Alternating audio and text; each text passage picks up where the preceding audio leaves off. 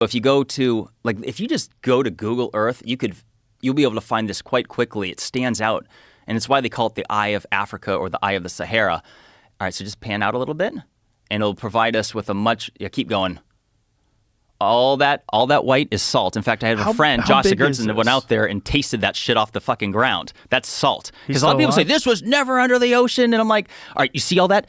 Even Randall Carlson himself, which let me just say, he, for a few reasons, he favors the Azores. He doesn't think this is likely to be the location for a few reasons. He favors what?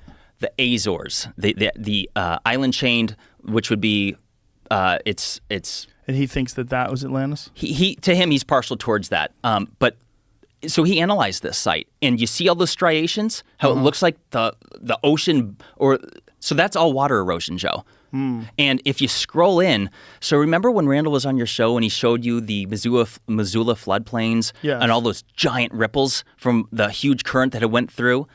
This is here. So scroll in, right there where your cursor is, Jamie.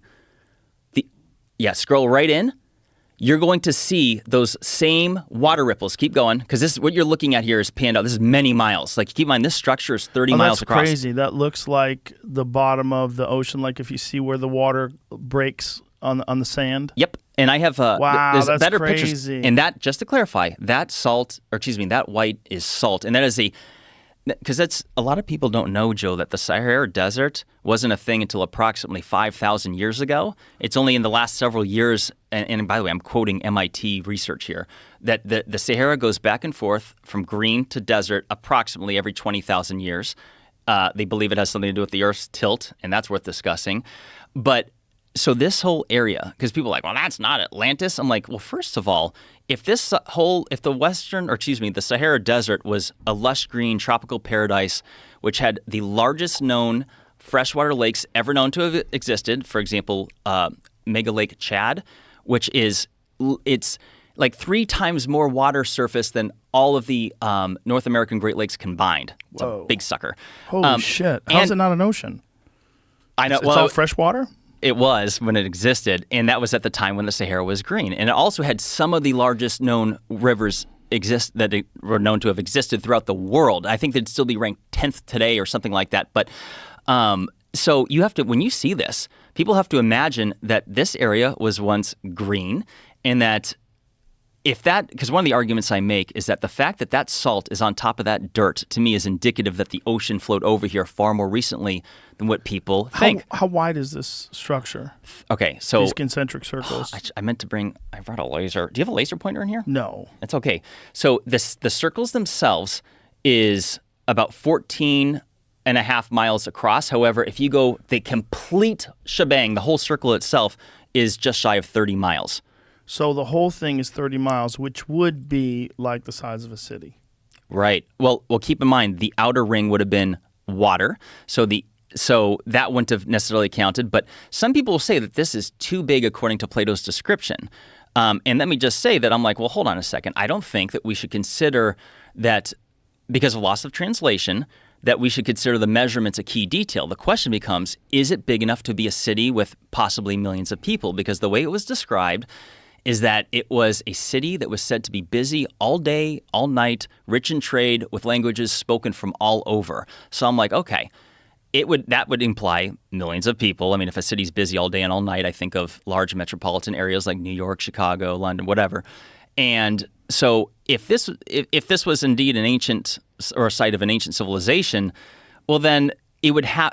I mean, they're obviously not going to have skyscrapers, so it would have to be an area big enough to sustain that many people, and the Richat structure certainly does. And so the idea would be that this would lead out to the ocean, and that these circles would be where the water is, and then the ridges would be where the structures are, where the houses and the buildings are. And people will say, well, where is that stuff now? I'm like, well, look at it. It got obliterated. Those people should shut the fuck up. well, but if you just look at what's going on with the sand and those clear water erosion marks on the sand, but that also could be wind, right? Couldn't the way that the ripples in that sand, couldn't that be wind? Both. However, just to clarify. Is that sand that is where the cursor's at right there? Yes, that's all sand. However, it's also, actually, to the right where it says layers, Jamie? Can you scroll in right there? Because that will show you the ripples more. So it's a combination of sand and rock. You mean to the in left? between. Lower Right left? there. That's what I'm talking about. Those are giant ripples. And I'm quoting. Let me just say, I'm quoting Randall Carlson, who I consider to be an expert on geological formations. And so, yeah.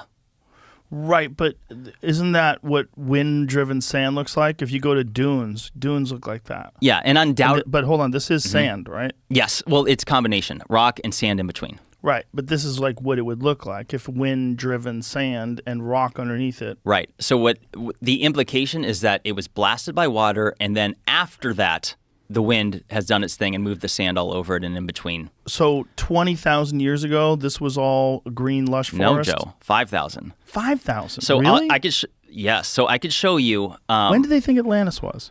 Is it 11,600 is allegedly when it was destroyed, which mirrors the shit. Younger Dryas climate catastrophe. Because so Plato had so this is 600 BC, and Plato said that it happened 9,000 years earlier.